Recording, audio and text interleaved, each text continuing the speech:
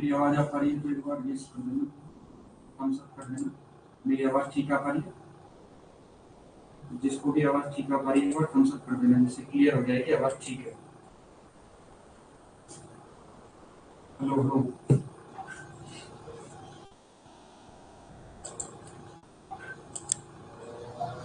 सारे एक बार मेरे को क्लियर कर देना मेरी आवाज ठीक आ पा रही है।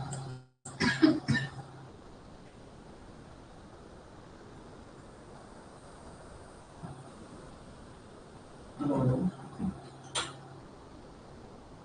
आवाज क्लियर कर दो मेरे को, जितने भी बोल रहे हैं कि मेरी आवाज ठीक आ पा रही है।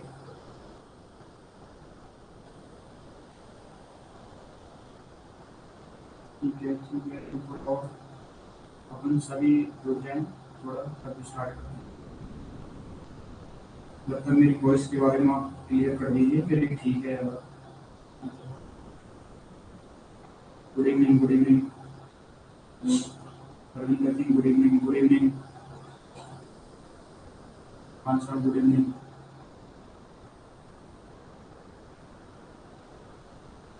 आगे तुम कैसे होंगे, आगे के क्वेश्चन स्टार्ट करेंगे 12:30 पे है ना, उससे आगे के अपन स्टार्ट करेंगे। Good evening sir, good evening.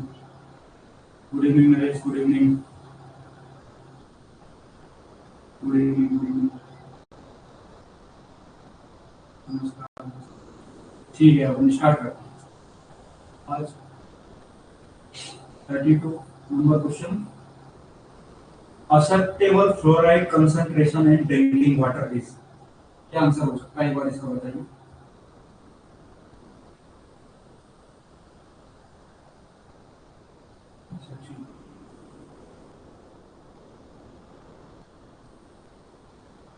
अभी ठीक है, अभी ठीक है, ठीक है एक बार कर दीजिए। ठीक है अब ठीक है, एक बार क्लियर कर दीजिए। अभी इसकी साइज ठीक है क्वेश्चन की, एक बार मेरा क्लियर कर दो क्वेश्चन की साइज ठीक है।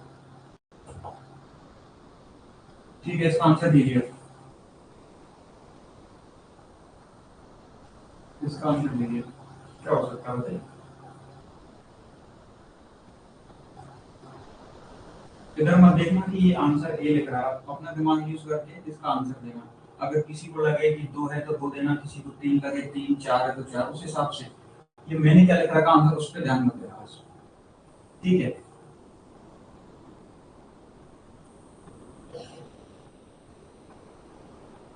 ठीक है, इसका आंसर अपन फर्स्ट जाएगा। इसका आंसर क्यों जाएगा, पहले तो ये हो रहा है फ्लोराइड क्या होता है।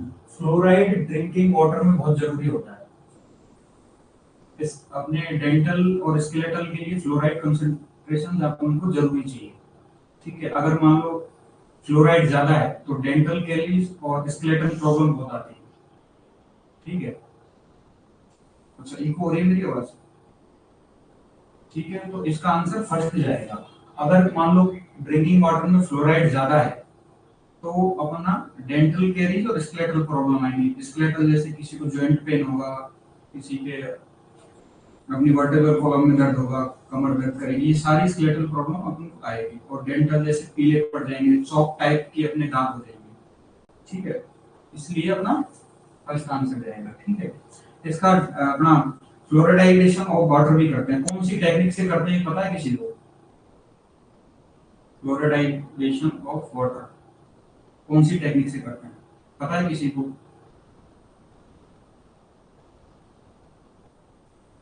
ये करते हैं अपन नालगोंडा टेक्निक, नालगोंडा टेक्निक। ठीक है,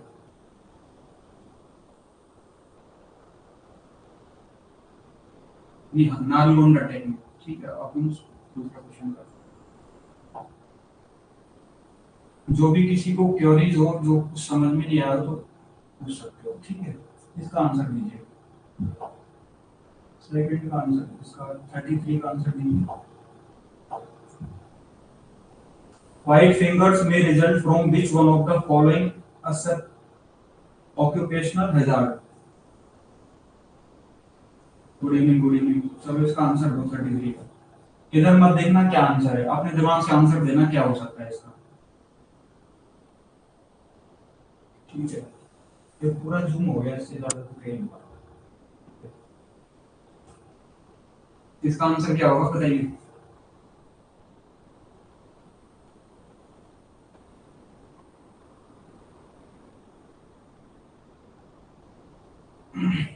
वाइब्रेशन, मुकेश कुमार वाइब्रेशन बताया आंसर, कोल्ड डी बताया। ठीक है, वैसे इसका आंसर वाइब्रेशन जाएगा। क्यों जाएगा?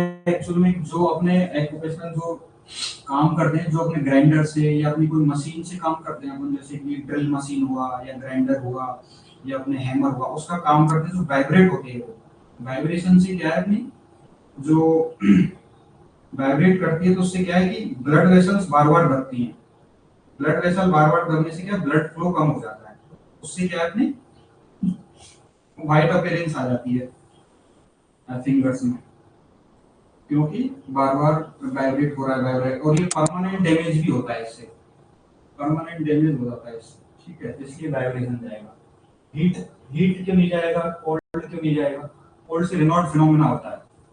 ठीक है, इसमें ब्लड वेसल कांस्टेंट करती है, उससे क्या होता है अपने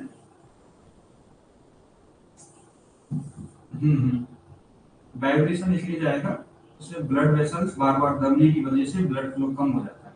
ठीक है, यूवी रेडिएशन की वजह से अपन को टैनिंग आ जाती है, स्किन कैंसर की प्रॉब्लम होती है। ठीक है, हीट से अपन को डिहाइड्रेशन, हीट स्ट्रोक वगैरह होता है।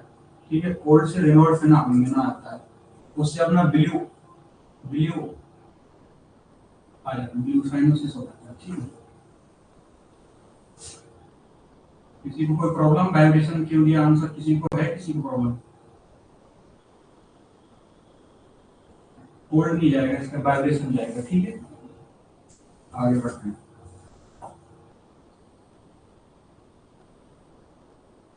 Human development of index is measured by of all except.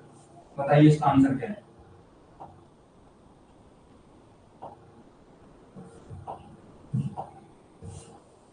बताइए इसका आंसर क्या है?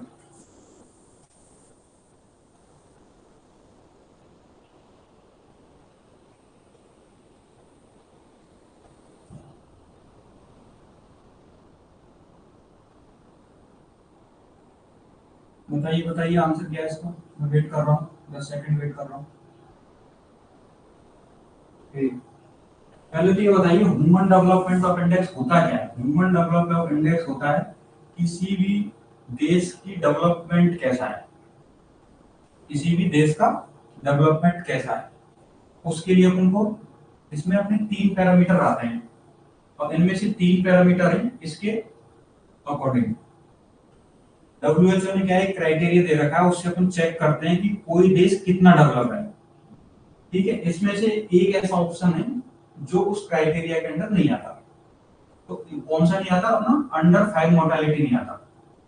ठीक है, अब जैसे लिटरेसी रेट देखते हैं वहां की, कि वहां की कितने एजुकेशन सिस्टम कैसा है वहां का, और बर्थ के बाद कितनी एवरेज लाइफ कितनी है वहां पे, वो चेक करते हैं। लाइफ और उसकी वहां की आमदनी कितनी है, वो चेक करते हैं।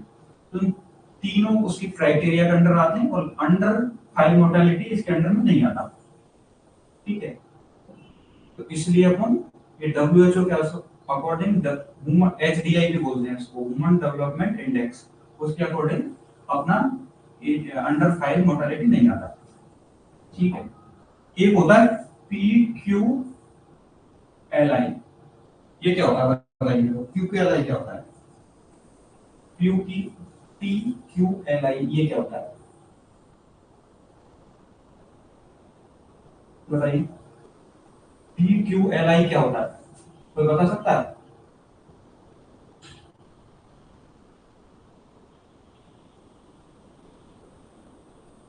PQIL physical quality life index, physical quality life index.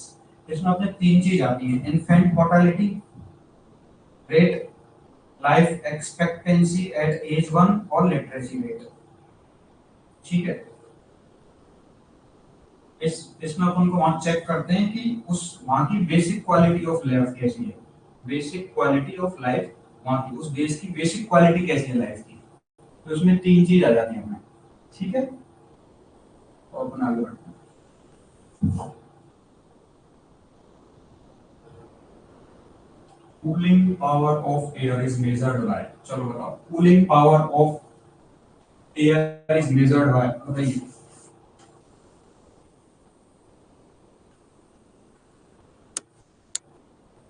इसका क्या है बताइए।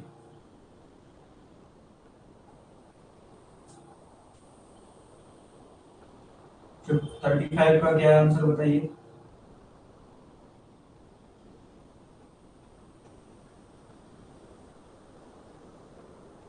वेट कर पाऊंगा, अभी किसी का आंसर नहीं आया, किसी का भी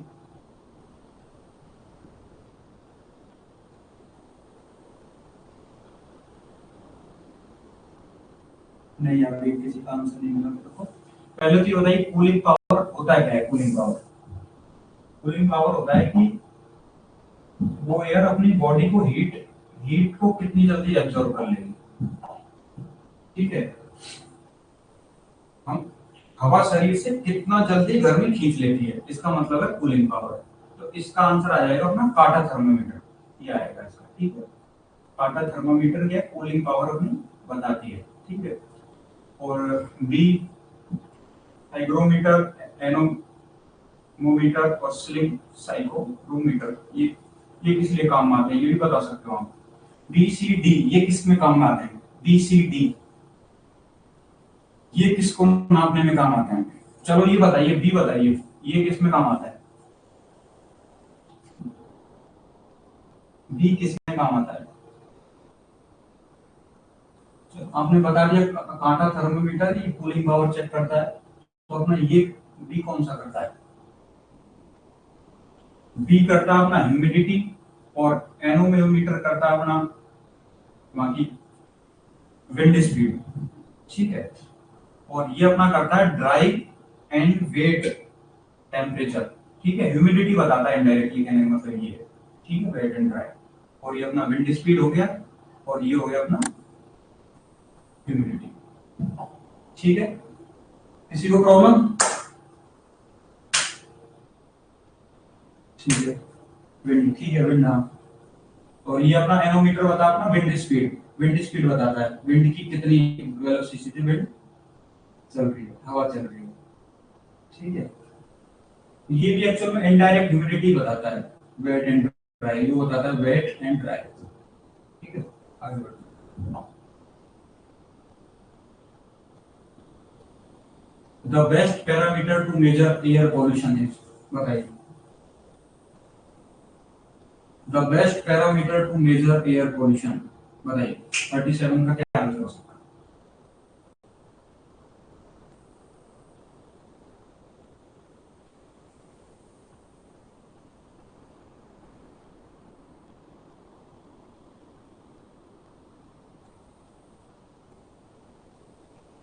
एक्चुअल में क्या है कि एयर पोल्यूशन अपन देखते हैं ना, एयर पोल्यूशन वो जो अपन इजीली दिख जाए, अपन जैसे वहां पे अपने दिल्ली में भी बहुत एयर पोल्यूशन है। वो क्यों वहां पे एयर पोल्यूशन, क्योंकि वहां पे इंडस्ट्री बहुत ज्यादा है, वहां पे व्हीकल्स बहुत ज्यादा हैं, इसलिए वहां पे एयर पोल्यूशन ज्यादा है। तो क्या है कि जो इंडस्ट्री व्हीकल्स और जो बर्निंग ऑफ कोला है उसमें से ज्यादा ये निकलता है SO2, ये अपन को इजीली दिख भी जाता है। वहां पे देखो अभी कितना दिल्ली में बहुत ज्यादा पोल्यूशन है अभी, तो वहां क्या है SO2 ज्यादा है, क्योंकि वहां पे इंडस्ट्रियलाइजेशन ज्यादा है। दूसरा वहां पे व्हीकल्स बहुत ज्यादा है, ऑयल का भी वहां पे कंजप्शन बहुत ज्यादा है, इसलिए अपना इनसे ये सारा SO2 निकलता है। ठीक है, सल्फर सल्फर डाइऑक्साइड। ठीक है, और एक्चुअल में CO2 अपना ग्लोबल वार्मिंग के लिए है। ठीक है, CO2 किसके लिए है, ग्लोबल वार्मिंग के लिए। अभी बता सकते हो ये किसके लिए CO2, जैसे अपना SO2 हो गया एयर पॉल्यूशन के लिए, ये अपना हो गया ग्लोबल वार्मिंग के लिए, तो ये बता सकते हो CO किसके लिए है, CO किसके लिए है।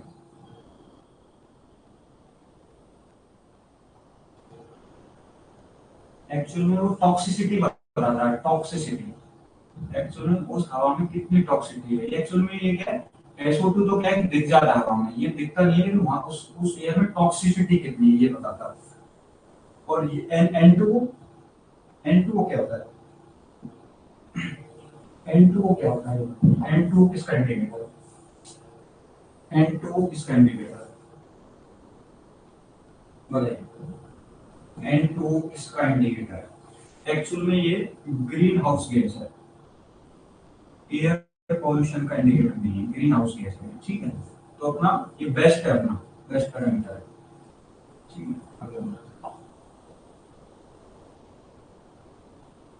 प्योरेस्ट वाटर इन नेचर, इसका आंसर बताइए, प्योरेस्ट वाटर इन नेचर। और क्यों? अगर आंसर दे रहे हो तो दिमाग में होना चाहिए क्यों, ये दूसरे आंसर क्यों नहीं हो सकते। इसका भी आंसर अपन पता होना चाहिए कि अपन ने कोई भी आंसर दिया तो बाकी के 3 क्यों नहीं हो सकते। अगर ये अपन को पता है तो अपन सारी चीजें क्लियर कर लेंगे, ऑप्शन से भी अपन को निकाल देंगे, ठीक है। अब बताइए,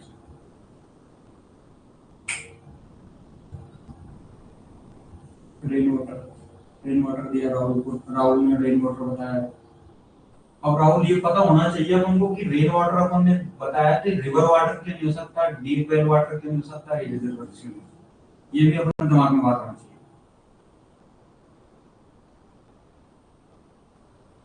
ठीक है, आगे भी लिखा है रेन वाटर सबसे, ठीक है ठीक है ठीक है, सही बता रहे हो। जब एक्चुअल में क्या है कि, हाँ ठीक है, एक्चुअल में क्या है, जब पानी समुद्र लेक रिवर से एवोपरेट होता है तो सारे सॉल्ट हो, जितने भी जर्म्स हैं और जितने भी इम्प्योरिटीज हैं वो नीचे रह जाती हैं, और क्या पूरा ऊपर एवोपरेट होता है, तो जो भी जाता है अपने सारी जो जर्म्स सॉल्ट इम्प्योरिटी वो सेटल हो जाती है नीचे, और एवोपरेट होके क्लाउड बनाते हैं, और फिर अपना रेन आता है। तो अपना सारे इम्प्योरिटी तो नीचे रहेगी, एवोपरेट होकर जो जा रहा ऊपर वो क्लाउड बनाकर उनको रेन आ जाता है, इसलिए अपना रिवर वाटर है, ठीक है। सारी इम्प्योरिटी नीचे रह जाती है, इवेपोरेशन के टाइम पे 100% वाटर प्योर होता है, ठीक है। अब जैसे रिवर वाटर है, रिवर वाटर में आपको पता है आज हम कितनी गंदगी डाल देते हैं, कुछ भी जो जा रहा है अपने दिल्ली में, अपनी कितनी यमुना नदी के कितना आता है, गंगा का कितना आता है, कि कितना सामान फेंक रहे हैं उसमें, कितनी इम्प्योरिटी डाल रहे हैं। और डीप वेल इसमें अपना उसमें भी दिक्कत रहती है, इसमें भी ये दिक्कत रहती है, कंटामिनेशन का दिक्कत रहता है, ठीक है। और एक्चुअली में क्या डीप वेल वाटर में क्या मिनरल्स बहुत ज्यादा होता है, तो एक्सेसिव मिनरल्स भी ज्यादा अच्छे नहीं रहते हैं, ठीक है। और इसमें इंक्लूडिंग रिजर्वायर्स में क्या होता है, कंटामिनेशन का डर रहता है, ठीक है जी। ड्यू टू इवेपोरेशन उसकी वजह से अपना सारी इम्प्योरिटी नीचे रह जाती है, जो भी क्लाउड्स बनते हैं वो पूरा 100% प्योर, ठीक है। इसमें अपने क्या रिजर्वर्स एक तरह का, जैसे कि अपन ने रिजर्व कर लिया वाटर, और वहां पे क्या है कि अपने यार थोड़ी मेरी तबीयत ठीक नहीं है, उसकी वजह से खांसी है, उसको थोड़ा ठीक करना, ठीक है। तो अपन अब आगे चलते हैं 39। मोस्ट फाइब्रोजेनिक डस्ट इन न्यूमोकोसिस, बताइए इसका आंसर, मोस्ट फाइब्रोजेनिक। और ये भी पता होना चाहिए कि फाइब्रोजेनिक क्या है, ये न्यूमोकोसिस क्या है, ये सारा पता होना चाहिए तुमको। तो ये ऐसा जरूरी नहीं है कि यही क्वेश्चन आए, इससे रिलेशन में कोई क्वेश्चन आ सकता है, तो इसका आंसर बताइए।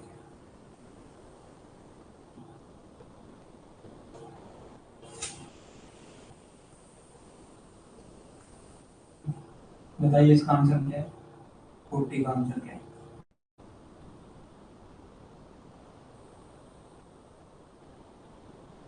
ठीक है ठीक है, कोई बात नहीं, नहीं पता, कोई बात नहीं, बस आपने अगर ये, हाँ ये बहुत अच्छी चीज है राहुल, जैसे कि मान ले अपन को ऐसा नहीं है कि अपन के आंसर सी लिख रहा था अपन ने सी बोल दिया, अगर अपन के पास कंसेप्ट नहीं है क्यों सी है तो आपने मना कर दिया, बहुत अच्छी चीज है, ठीक है। और भी आंसर दो,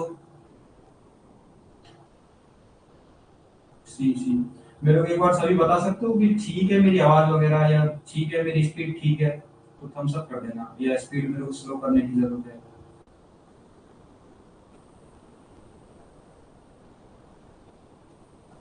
ठीक है, सिलिका, हाँ इसका आंसर सिलिका ही है, ठीक है।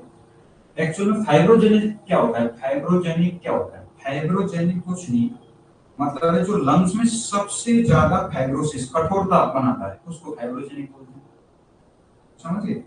और लंग्स में क्या है कि डिपॉजिट होने से डिसीज हो जाती है, लंग्स में अपने जो भी सिलिका जा रही है वो डिपॉजिट होके फिर क्या सीवियर इन्फ्लेमेशन करती है, सीवियर इन्फ्लेमेशन के टाइम क्या बॉडी उसको कंपनसेट करने के लिए फिर फाइब्रोजेनेसिस करता है, उससे क्या है कि ज्यादा फाइब्रोसिस कठोरता हो जाती है मनुष्य में, सीवियर इन्फ्लेमेशन करता है। तो इससे क्या है कि इस कंडीशन में अपनी बॉडी फाइब्रोजेनिक बहुत फास्ट करता है, ठीक है। तो एक चीज बता सकते हो, सिलिका से एक बीमारी होती है, वो क्या होती है? ठीक है, मुझे आवाज यहाँ रख लेता हूँ, मेरी आवाज अब ठीक है?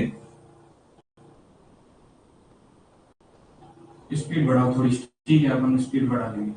ठीक है, तो अपने क्या है कि बॉडी उसको कॉम्पनसेट करती है, सिलिका जाता है, तो उसकी वजह से अपने इसका आंसर सी चला जाएगा। बहुत इसमें क्या फाइब्रोजेनिक बहुत फास्ट होता है सिलिका में, ठीक है, बहुत ज्यादा फास्ट होता है, ठीक है। इसमें टीबी की कंडीशन आ जाती है, टीबी का रिस्क भी बहुत ज्यादा है, उसको सिलिका ट्यूबरकुलोसिस बोलते हैं, ठीक है। आवाज बढ़, इसीलिए बोला है कि थोड़ा फास्ट करना है, तो मैं थोड़ा फास्ट लिखूंगा। One of the following is the major mode of spread of hepatitis E virus, बताइए इसका क्या? मैं क्या है कि एक एक वर्ड को भी क्लियर कर रहा हूँ, थोड़ा उससे क्या है कि क्लियर हो जाना है क्या ये चीज एक्चुअली। बताइए इसका आंसर क्या है?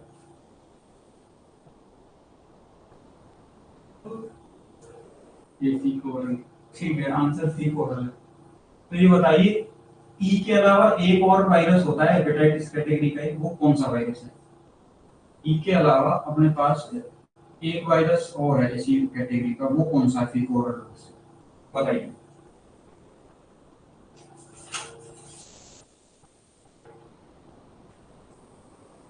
नहीं नहीं, हेपेटाइटिस बी नहीं है, फीकल रूट से हेपेटाइटिस बी नहीं होता। ठीक है, एक्चुअल में क्या है, अभी मैं पूरा बता देता हूँ कौन सा पेरेंटल किससे होता है, फीकोरल किससे होता है, ब्लड ट्रांसफ्यूजन किससे होता है और वेक्टर किससे होता है। एक्चुअल में हेपेटाइटिस ए और हेपेटाइटिस ई ये दोनों होते हैं अपने faecal route, faecal oral route से, ठीक है। और जो अपना हेपेटाइटिस बी और अपना होता है हेपेटाइटिस डी, ये अपने होते हैं सिरिंज सिरिंज कंटामिनेटेड सिरिंज से और ब्लड ट्रांसफ्यूजन से, सेक्सुअल कांटेक्ट से, इस तीन चीजों से हेपेटाइटिस बी और डी होता है, ठीक है। और अपना होता है hepatitis C, only only blood contact. अगर अपना हेपेटाइटिस सी है तो उससे किसी ब्लड का किसी से कांटेक्ट होना, ब्लड का, मान लो ब्लड ट्रांसफ्यूजन हो या किसी सिरिंज से अपनी कंटामिनेटेड हो, उसमें ब्लड के कुछ ट्रेसेस हो, तो उससे हो जाता है, ठीक है। किसी को प्रॉब्लम इसमें बता, किसी को कोई हेपेटाइटिस ए हो गया, हेपेटाइटिस, चलो ये बताओ मेरे को, हेपेटाइटिस बी कौन सा वायरस है? आरएनए वायरस है या डीएनए वायरस है?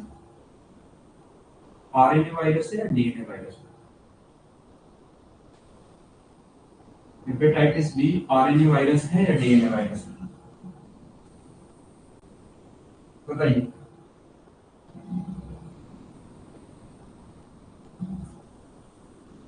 एक्चुअल में हेपेटाइटिस बी, एक्चुअल में हेपेटाइटिस बी एक क्या है कि डीएनए वायरस है, और बाकी जितने भी हैं वो अपने आरएनए वायरस है, ठीक है। चलो हेपेटाइटिस बी डीएनए वायरस है, बाकी आरएनए वायरस है सारे, ठीक है। ये क्या रखना है, हेपेटाइटिस बी वो डीएनए वायरस है, बाकी सब ऑल ऑफ द अबव जितने भी हमने अपने हेपेटाइटिस। चलो बताइए, which of the following disease have a pandemic potential? Pandemic potential मतलब जो अपनी सारी बाउंड्री क्रॉस करते हैं, ये बताइए इसका आंसर। सारी कंट्री वो किसी भी चीज को नहीं देखे, कोई बाउंड्री नहीं देखे, कोई भी किसी भी चीज का नहीं देखे, बताइए। कोई भी बाउंड्री, कोई भी कंट्री, कोई भी किसी भी चीज को,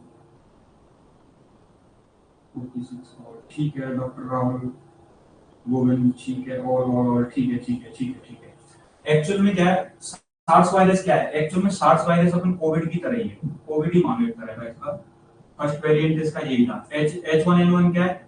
स्वाइन फ्लू है। इबोला वायरस पता ही है, जो वेस्टर्न अफ्रीका में अपन ने कल देखा था, ठीक है। तो ऑल ऑफ दी अबव, तो तीनों अपन की किसी बाउंड्री को क्रॉस कर रहे थे। एक्चुअल में इबोला वायरस अपन, एक्स में क्या एक्चुअल वर्ड देखो, पोटेंशियल, पोटेंस एक्चुअल में क्या है, इबोला वायरस इतना नहीं हुआ था कि पेंडेमिक फैला सके, लेकिन पोटेंशियल तो है।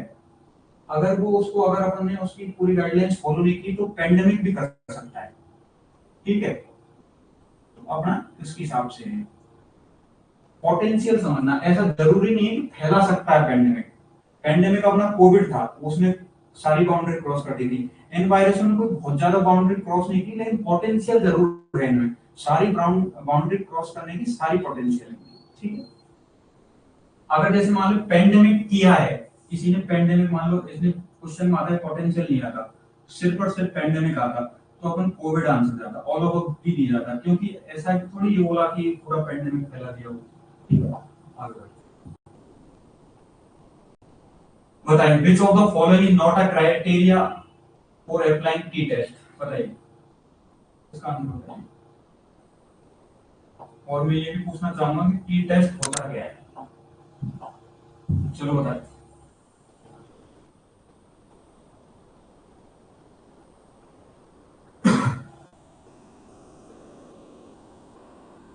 ठीक है, आगे इसका बताइए। H1 हाँ वो साइन करो, ठीक है। अब आगे क्वेश्चन बताइए, मैं इधर हट जाता हूँ। ठीक है, अभी भी कैमरा एंगल का इशू रहेगा एक दो दिन, उसको थोड़ा एडजस्ट कर लीजिए। इसको बताइए इसका आंसर। और मैं ये भी पूछूंगा खुशबू, जैसे आपने आंसर दिया है बी, टी टेस्ट क्या होता है, ये दिमाग में होते हुए आंसर अगर बी दिया है तो फिर ठीक है, फिर कोई दिक्कत नहीं है। ठीक है, इसका आंसर वैसे बी जाएगा, इसका आंसर क्या जाएगा बी। ये एक्चुअल में क्या है कि स्टैटिस्टिकल टेस्ट है, ये चेक करता है कि कंपेयर करता है कि जैसे मान लो फॉर एग्जांपल मेल और फीमेल, उनका एवरेज हाइट सेम है, एवरेज हाइट सेम है या अलग। ठीक है, एवरेज देखेंगे, स्टैटिस्टिकल डाटा निकालता है। जैसे कि एक दवाई दी अपन ने, किसी मान लो एक बीपी की दवाई दी, तो इससे चेक करते हैं कि इससे एक्चुअल में जो दवाई वो ड्रग का इफेक्ट था या रैंडम इफेक्ट था, उससे चेक करते हैं अपन इससे। ठीक है, तो रैंडम सैंपल से इसमें आ जाता है, ये भी इसमें आ जाता है, ये भी इसमें आ जाता है, लेकिन ये वाला एक्चुअल में मोर देन टी टेस्ट के शॉर्ट फॉर्म के लिए यूज करते हैं, शॉर्ट टेस्ट के लिए, ज्यादा कोई बड़ा डाटा नहीं है। ठीक है, आगे बढ़ते हैं।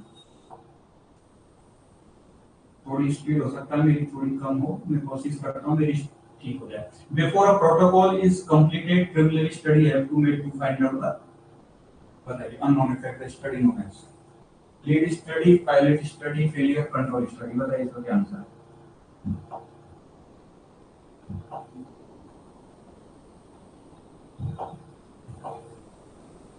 बताइए बताइए क्या आंसर है, कौन सा प्रोटोकॉल फॉलो करते हैं, बताइए।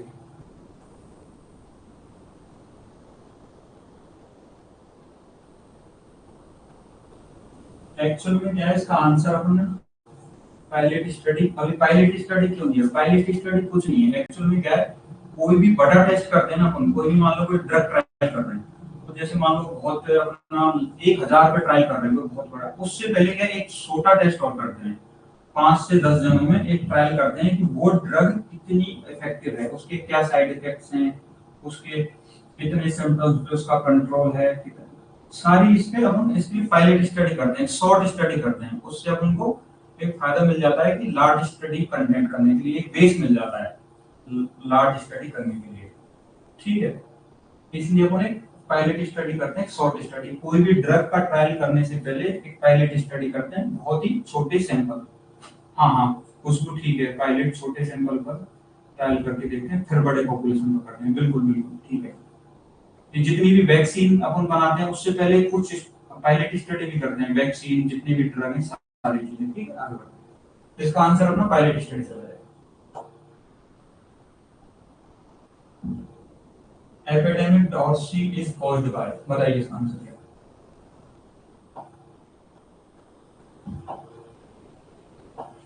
थोड़ा स्पीड बढ़ाने की कोशिश करूंगा। ठीक है, इसका आंसर क्या बताइए, 50 का आंसर क्या है।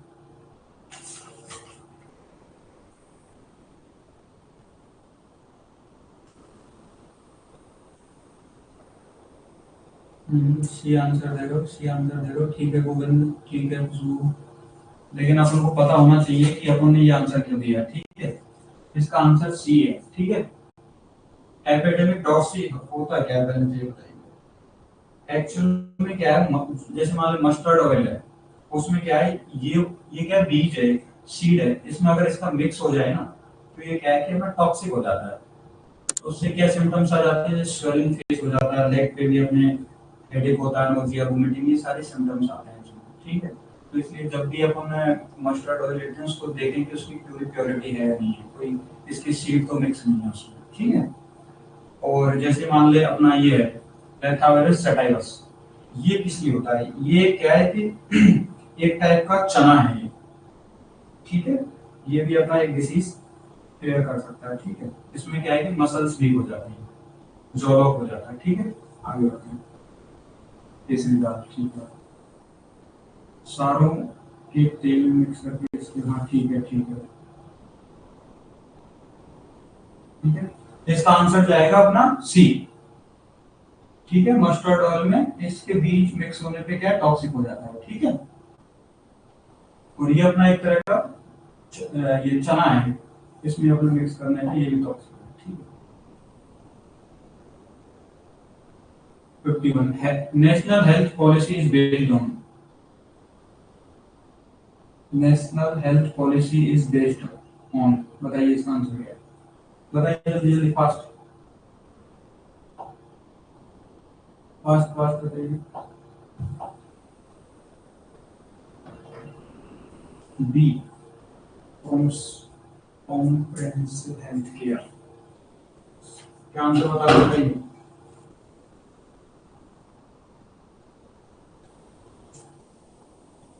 बी, ठीक है, इसका आंसर बी है।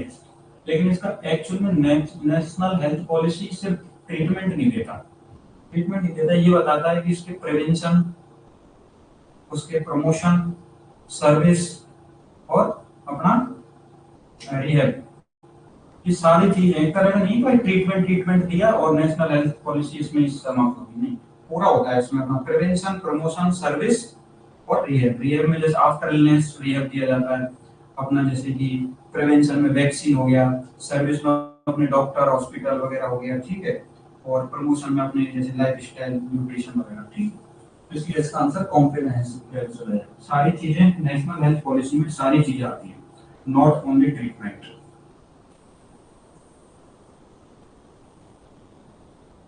ठीक है। सारा देखते हैं हम आगे। इसका बताइए, the most appropriate test to assess the prevalence of tuberculosis infection in a community is, बताइए इसका आंसर।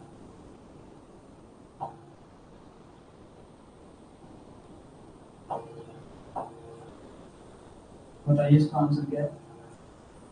53 का मैं हट जाता हूँ एक बार,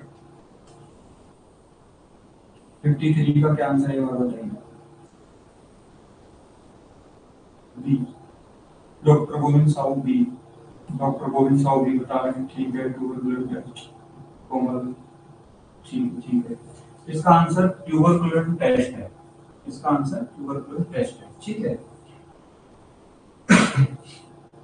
लेकिन एक्चुअल में इसको ट्यूबरकुलोसिस टेस्ट को एक दूसरा इसका एक नाम और होता है दूसरा, पता है किसी को, वो भी बताएंगे अपन, स्कूटम क्यों नहीं, ये भी बताएंगे उसको। लेकिन हमें ये बताइए इसका दूसरा और है क्या नाम, सॉरी, ट्यूबरकुलोसिस टेस्ट को दूसरा नाम और बोलते हैं, क्या नाम है पता है किसी को। हाँ हाँ, एमटी मोंटास्टिक, ठीक है, सब पता चला, ओके ओके। एक्चुअल में ट्यूबरकुलोसिस टेस्ट कुछ नहीं है, क्या है कि अपने एक स्किन में जिससे पता चल जाता है कि अपना निडल देके चेक करते हैं अपना कि किसी को टीबी का इन्फेक्शन हुआ है या नहीं। तो क्या है कि अगर जिस मान लो किसी को दिया अपन ने, इंजेक्ट कर दिया स्किन में, तो उसके क्या है 48 या 72 आवर बाद अगर सिम्टम्स स्वेलिंग होंगी वहां पे, तो ये क्या पॉजिटिव है, पॉजिटिव है, मतलब ट्यूबरकुलोसिस इन्फेक्शन हुआ है।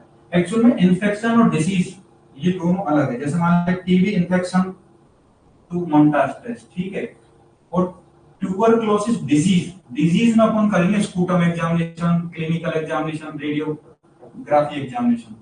स्कूटम टेस्ट जब करेंगे भाई टीबी, उसको अपने क्लिनिकल सिम्टम्स आ गए हों उसको, और इसलिए तब अपन अपना स्कूटम टेस्ट करेंगे। एक टेस्ट और होता है स्कूटम के बाद में, एक टेस्ट और होता है, वो कौन सा टेस्ट है, जैसे मान लो किसी को ट्यूबरकुलोसिस हो गया, उसका एक बिल्कुल इन्वेस्टिगेशन ऑफ चॉइस क्या है स्पूटम के बारे में, सीबिनार, ठीक है, ठीक है, ठीक है, समझ गई, ठीक है, सीबिनार थिमोंट्रा, ठीक है।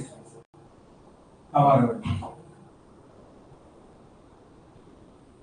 क्या उसमें ये चेक करते हैं अपन कि वो इंजेक्ट करके अगर स्वेलिंग होगी तो इसका मतलब उस कम्युनिटी में प्रेवलेंस है उसका उस जगह पे, और डिजीज मतलब उसके सिम्टम्स आगे हैं। उसके बाद अपन ये स्पूटम टेस्ट, सीबिनार क्लिनिकल एग्जामिनेशन, एक्सरे में भी देखते हैं, ठीक है, क्लियर टीबी बाद में काफी इन्फेक्शन हो जाता है। इसका बताइए, the following disease require isolation to break transmission except. ये बहुत इजी क्वेश्चन है, ये गलत नहीं होना चाहिए। और कल भी मेरे से कुछ फंगल हुए थे, ये एक्सेप्ट वाला ये हमको किसी से भी फंगल हो जाती है, पूरा क्वेश्चन पढ़ना है, ये पूछ ट्रांसमिशन तक पूछा है, एक्सेप्ट पूछा है, ये भी पढ़ना है, ठीक है, बहुत इजी क्वेश्चन है, बताइए इसका क्या आंसर। टिटनस, टिटनस, ठीक है, टिटनस बताया। एक्चुअल में टिटनस कौन से वायरस से होता है, सॉरी बैक्टीरिया से होता है, पता है टिटनस कौन से बैक्टीरिया का नाम पता है टिटनस के? आंसर तो उसका ठीक है, टिटनस। टिटनस क्या है कि ये सारी मीजल्स हो गया, मम्स हो गया, चिकन पॉक्स हो गया, ड्रॉपलेट से फैल सकता है, ठीक है। टिटनस अपना कोई ऐसे फैल नहीं सकता, ठीक है, इसलिए इसके लिए आइसोलेशन की जरूरत नहीं है। और जो सारे, हाँ क्लोस्ट्रिडियम टिटनी, ठीक है डॉक्टर राहुल, तो बात ठीक है हाँ हाँ ठीक है, ठीक है। एक से बता सकते हो कि टिटनस की जो देते हैं अपना डोज क्या है टिटनस की, डोज, डोज कोई बता सकता है? डोज, इसका आंसर अपना वैसे कितना चला जाएगा, डोज कोई बता दो मेरे को, कितना होता है, आईएम देते हैं, आईवी देते हैं?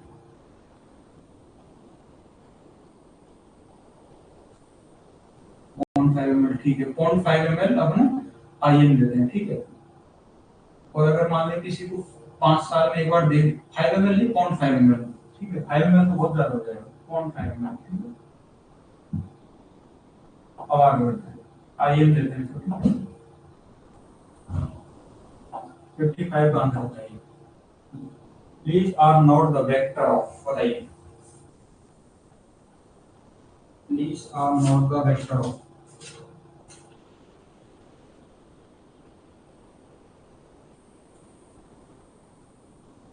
बताइए बताइए, क्यों फीवर, ठीक है, बताइए आंसर, बताइए और बताइए, आगे बताइए। जूम इससे ज्यादा तो क्या जूम होगा, ट्राई ट्राई करता हूँ जूम की।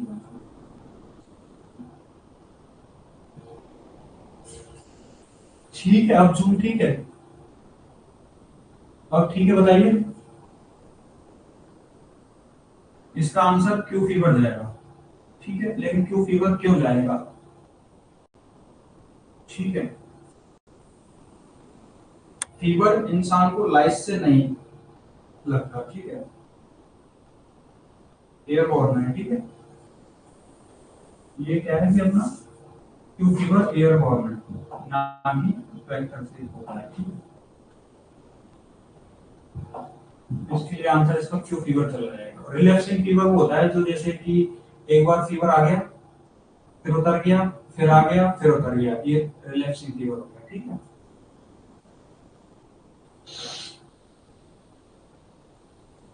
कोई बता सकता है ट्रेंच फीवर क्या है? ट्रेंच फीवर क्या है, ट्रेंच? एक्चुअल में ये भी बैक्टीरिया है, ह्यूमन बॉडी से होता है, ठीक है, तो इसका आंसर अपना फर्स्ट चला जाएगा। कोई इसके बारे में कंफ्यूजन है किसी को? बिलो 5 ईयर टीटी दे सकते हैं क्या? हाँ दे सकते हैं।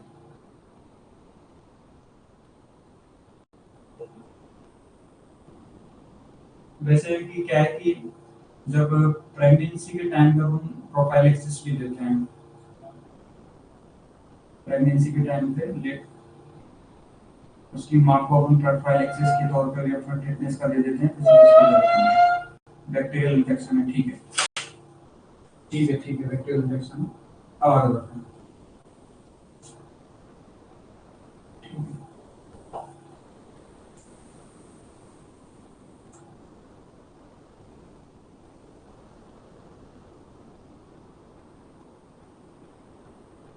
इसका आंसर बताइए, इसका आंसर बताइए।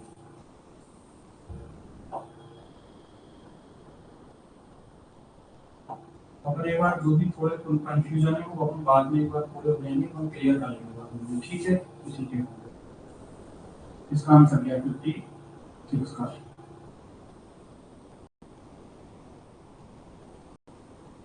आपका Ford borne disease in India बताइए क्या है?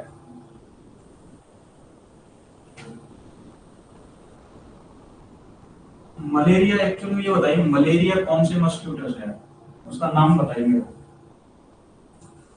मलेरिया कौन से मस्क्यूटो है, नाम बताइए।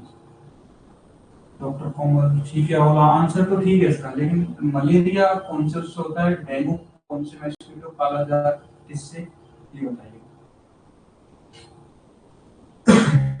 एक्चुअल में अपना मलेरिया होता है अपना फीमेल एनोफिलिस मस्क्यूटो से, ठीक है। डेंगू होता है अपना एडिस मस्क्यूटो से, ठीक है। और कालाजार अपना सैंड फ्लाई, सैंड फ्लाई और लेस्मिना, ठीक है, लेस्मिना पैरासाइट, ठीक है। डेंगू एडिस ठीक है, कालाजार लेस्मानिया ठीक है, सैंड फ्लाई ठीक है। ये सारे अपने आर्थ्रोपोडा बॉर्न डिजीज हैं सारे, ठीक है। ठीक है, ठीक है, आगे बढ़ते हैं।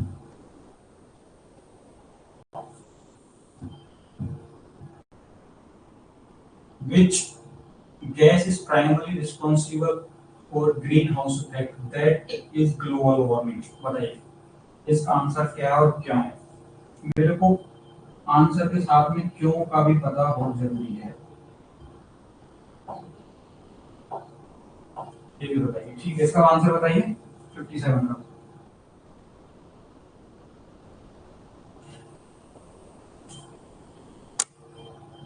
तो कैमरा से बाहर चला जाता हूँ। CO2, CO2 ठीक है, आंसर CO2 ठीक है, सबका आंसर ठीक है।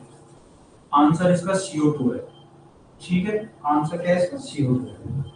होता क्यों है एक्चुअल में? CO2 गैस सन की हीट को पकड़ के रखती है, और इससे क्या है, अपनी जो अपनी अर्थ है वो क्या है, वार्म होना स्टार्ट कर देती है, ठीक है। चलो एक चीज ये बताओ मेरे को, ग्रीन हाउस गैस और कौन कौन सी हैं कार्बन डाइऑक्साइड को छोड़ के? CO2 तो हो गया है गैस, और तीन चार गैस और हैं, उनके नाम कोई बता सकता है? CO2 से अलावा और कौन सी? मैथेन ठीक है, मैथेन है, और बताइए दो तीन और हैं।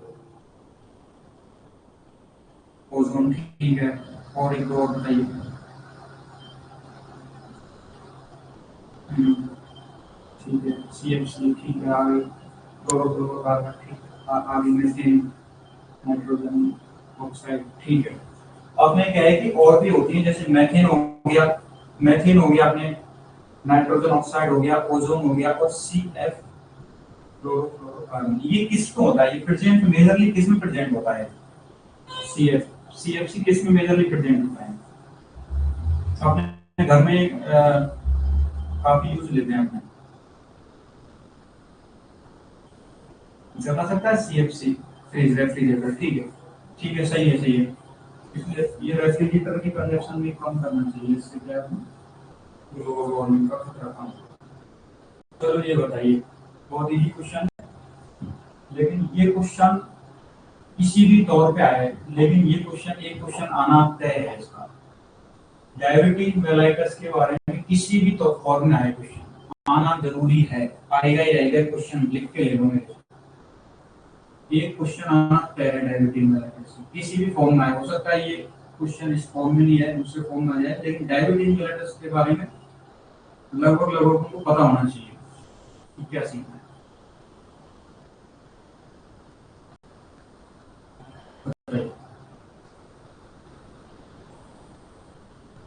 चलो इसका आंसर अपन ए करेंगे, those in the age group of 30 and below, क्योंकि यंग एज में वैसे भी कम चांस होते हैं, यंग एज में अपने डायबिटीज DM के बहुत कम चांस होते हैं। एक एक अपना, और वो भी स्टूपेंड होने के बिल्कुल चांसेस हैं, फैमिली हिस्ट्री अगर डायबिटिक है तो बहुत ज्यादा चांसेस हैं, women who had baby 4.5 kg, इससे ज्यादा वेट हो उसका भी बहुत ज्यादा चांस है, ठीक है। यंग एज में बहुत कम चांस है। एक मेरे को बताइए डायबिटीज मेलाइटस, ये तो सेकंड हो गया था, फर्स्ट क्या है, डायबिटीज मेलिटस फर्स्ट 1, ये क्या है? चलो ये अपना कंजनाइटल बोलते हैं उसको, कंजनाइटल डायबिटीज, जो किसी बच्चे को शुरू से हो। एक होता है गेस्टेशनल डायबिटिक। गेस्टेशनल डायबिटिक की स्क्रीनिंग का मेन टाइम कौन सा? गेस्टेशनल डायबिटिक, गेस्टेशनल डायबिटिक क्या होता है? प्रेगनेंसी के टाइम में, ठीक है। मेरे को ये बता सकते हो कि मेन स्क्रीनिंग का टाइम कौन से वीक तक है? कि अपना जैसे मान ला फर्स्ट एंटीनेटल केयर पे मान लो कोई लेडीज आई प्रेग्नेंट लेडी, उसका चेकअप कर लिया अपन ने, तो चलो मान लो नॉर्मल आया उसका ब्लड ग्लूकोज, फर्स्ट विजिट पे नॉर्मल आया, तो अगर हम सेकंड विजिट मिनिमम कौन से टाइम पीरियड में करेंगे, ये बताओ मेरे को।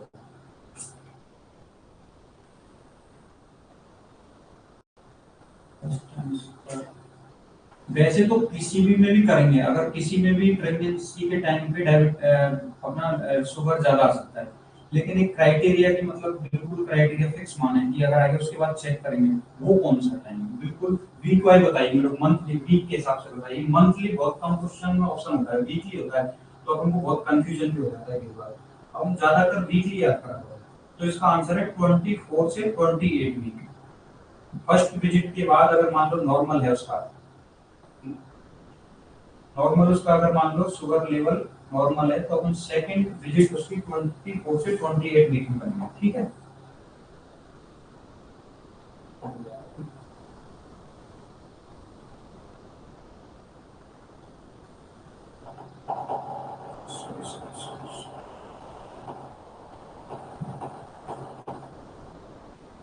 ठीक है, ये चला गया, कोई बात नहीं। अब ये बताइए मेरे को, चलो ये तो अभी स्क्रीन तो वैसे भी क्वेश्चन पूरे हो गए थे, मेरे को एक चीज बताइए कि डायबिटीज की नॉर्मल रेंज क्या होती है? फास्टिंग शुगर नॉर्मल कितना होता है? फास्टिंग नॉर्मल शुगर, अपने पूरे क्वेश्चन हो गए थे, एक बार मैं पूछना, फास्टिंग शुगर नॉर्मल कितनी, प्री डायबिटिक में कितनी और डायबिटिक में कितनी, ये बताऊंगा।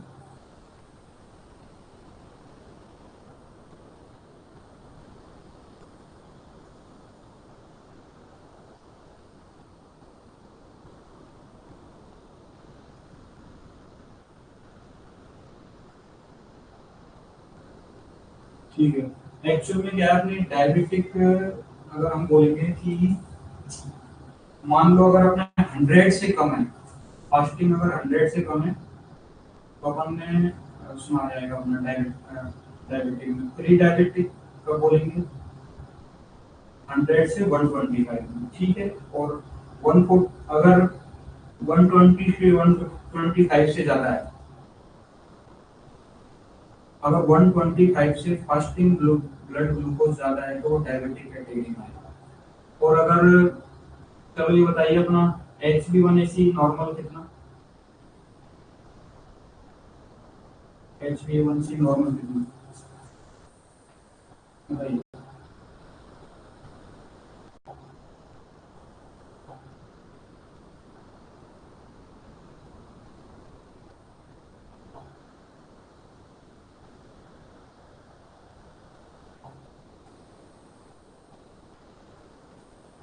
एग्जैक्ट बताइए मेरे को, एग्जैक्ट डाटा बिल्कुल एग्जैक्ट। अगर 5.7 से अपना कम है, 5.7 से अगर अपना कम है तो वो नॉर्मल है। और अगर 5.7 से 6.4 में है तो अपना प्री डायबिटिक है, और 6.5 से ज्यादा है तो वो अपना कर देंगे उसको डायबिटिक, 6.5 से वो डायबिटिक है वो। और एचबीएमसी क्या करता है अपना, पिछले 3 महीने का एवरेज वैल्यू बताता है अपना, ठीक है। किसी को अभी अभी जो अपने आज जो क्वेश्चन करे अपन ने, उन क्वेश्चनों में से किसी को कोई डाउट?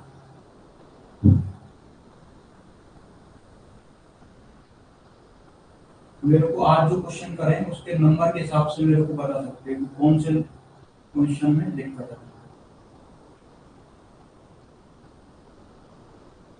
ठीक है, इसका आंसर तो अपन ने देख लिया था, ये अपना फर्स्ट चले जाएगा। कोई भी क्वेश्चन आज जो किए उसमें अपन को कोई कंफ्यूजन पूछ सकते हैं। डॉक्टर राहुल खन्ना, एग्जाम कितने तारीख को अपन को बता सकता है मेरे को, अपनी एग्जाम कितने तारीख को?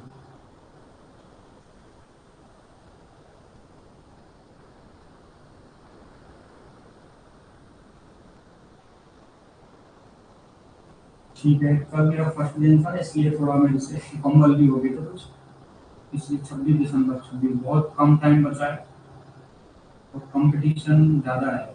अब उनको एक एक क्वेश्चन को अपन ऐसे नहीं चलना है, अब एक एक दिन एक एक घंटा बहुत जरूरी है।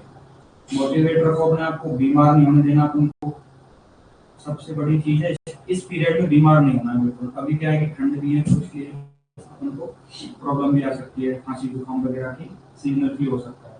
तो अपन को हाइड्रेट रखना है, अच्छा खाना खाना है, बाहर का खाना बिल्कुल बंद कर दो, बिल्कुल ही घर का खाना खाओ, अच्छे से अपना कवर करके रखो अपने आप को, बीमार नहीं होना। 26 दिसंबर बहुत कम टाइम है और ये अपन को ये चांस छोड़ना नहीं है, ठीक है। अभी एक प्रगति मदन के स्टार्टिंग के 5 क्वेश्चन रिपीट कर दीजिए। चलो मैं कर दूंगा रिपीट। और कोई स्पेशल क्वेश्चन बताइए।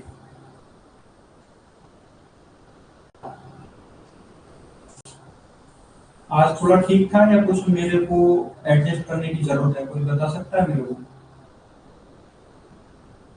कुछ एडजस्ट करने की जरूरत हो मेरे को, कोई बता सकता है?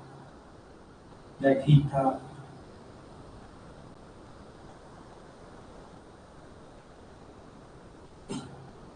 मोटिवेट रखना अपने आप को, ठीक है। अब फास्ट में एक बार शुरू से अपना वो होता है, 5 क्वेश्चन किसी ने पूछा था इसलिए मैं बता देता हूँ फास्ट फास्ट जल्दी। ये है acceptable fluoride concentration in drinking water. क्या है कि एक्चुअल में वाटर में फ्लोराइड भी बहुत जरूरी है। फ्लोराइड अगर ज्यादा है तो दिक्कत है और कम भी है जब भी दिक्कत है। ऐसा नहीं है, एक नॉर्मल जो रेंज है और कितनी एक्सेप्टेबल है 1 ppm। इससे अगर 2 3 4 ppm अगर फ्लोराइड है वाटर में तो क्या इसका मतलब है कि उसको हम फ्लोराइडेशन की जरूरत है। दूसरी ये अपनी प्रॉब्लम क्रिएट कर सकती है बॉडी में, डेंटल मेन डेंटल प्रॉब्लम कर सकता है और दूसरा स्केलेटल प्रॉब्लम कर सकता है। दो चीज हैं जो फ्लोराइड की वजह से हमें ज्यादा प्रॉब्लम आती है, ठीक है। और कई बार क्या फ्लोराइड कम भी होना वो भी अच्छा नहीं रहता। आपने जो डेंटल कीड़े वीड़े लग जाते हैं ना में, उसका भी एक मेन कारण लो फ्लोराइड की वजह से भी अपने ये दिक्कत आ जाती है, ठीक है। तो फर्स्ट हो गया, ठीक है। और अपना आगे जो क्वेश्चन, वाइट फिंगर्स में रिजल्ट फ्रॉम रिसर्च, इसका जल्दी से अपना आंसर है इसका सॉरी वाइब्रेशन। वाइब्रेशन क्या है कि में जो लेबर होते हैं अपने जो काम करते हैं अपने, वो क्या है कि जो हैमर वगैरह या ड्रिल मशीन जब वो यूज करते हैं, ड्रिल मशीन वगैरह यूज करते टाइम क्या वाइब्रेट होती है, तो आपने क्या हाथ की जो अपनी वेसल्स हैं वो दबती रहती है बार बार। क्या होती है दबती रहने से क्या ब्लड का फ्लो भी कम होता है, उसकी वजह से अपने वाइट फिंगर हो जाती है। और ये क्या है कि ज्यादातर केस में 80 से 90% केसों में ये परमानेंट डैमेज कर देता है। ऐसा नहीं है कि एक बार हो गया फिर ठीक है, 80 से 90% में परमानेंट रिवर्सिबल प्रॉब्लम है, ठीक है। तो ये अपना दूसरा क्वेश्चन, ठीक है। एक बार अपना किसी ने मेरे को शुरू के 5 क्वेश्चन का बोला था इसलिए मैं बोल रहा हूँ। Human development index in measured by all except. Human development index मतलब कि उस देश की प्रगति, मतलब डेवलपमेंट कैसा है देश की, डेवलपमेंट के डब्ल्यूएचओ के हिसाब से 3 मापक हैं। Life expectancy as birth, literacy और उसकी आमदनी कितनी है उस देश की पर कैपिटा, कैपिटा। तीनों ये डब्ल्यूएचओ के हिसाब से ह्यूमन डेवलपमेंट इंडेक्स मानते हैं।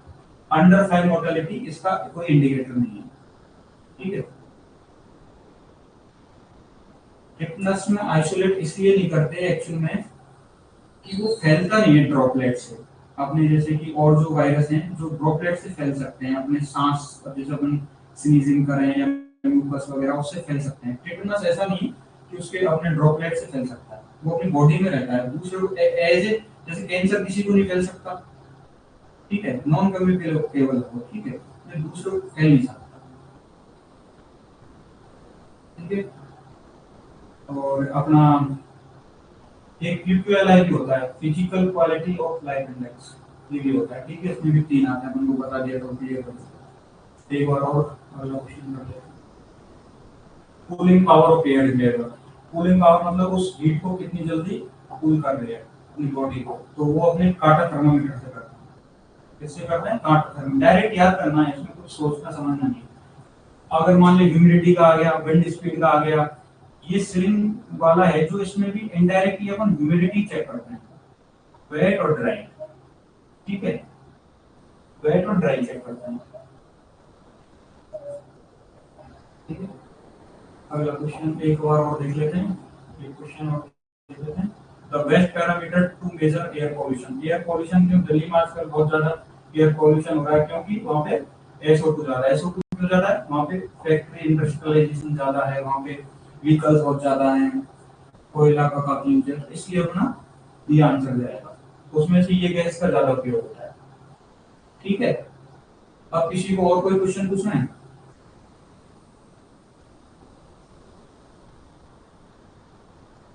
कल एक क्वेश्चन में एक्सेप्ट का या कुछ ऐसा कोई दिक्कत आ गई थी, तो उसमें देख सकते हो। कल के क्वेश्चन भी वो पेंडेमिक एपिडेमिक एंडेमिक में किसी को प्रॉब्लम हो तो बताओ। पेंडेमिक एपिडेमिक एंडेमिक किसी को प्रॉब्लम हो तो वो बताओ। एक मिनट पानी पी लेता हूँ।